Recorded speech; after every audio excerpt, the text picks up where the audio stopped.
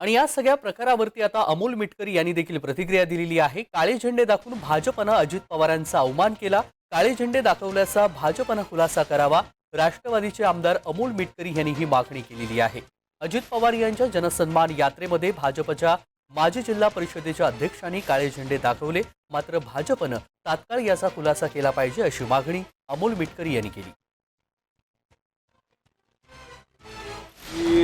मुख्यमंत्री आणि दोन्ही उपमुख्यमंत्र्यांनी लाडकी बहीण योजनेचा भव्य शुभारंभ वचनपूर्ती सोहळा पुण्यामध्ये केला।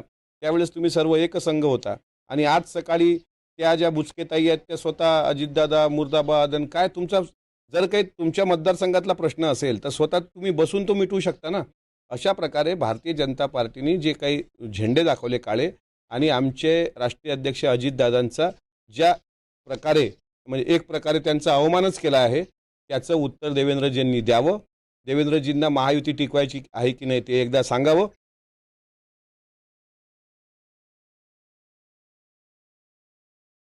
राष्ट्रवादीचे आमदार अमोल मिटकरी यांनी ही प्रतिक्रिया दिलेली आहे। भाजपनं उपमुख्यमंत्री अजित पवार यांच्या जनसन्मान यात्रेला काळे झेंडे दाखवले आणि यानंतर आता राजकीय प्रतिक्रिया उमटू लागलेल्या आहेत। यामध्ये अमोल मिटकरी यांची प्रतिक्रिया समोर आलेली आहे।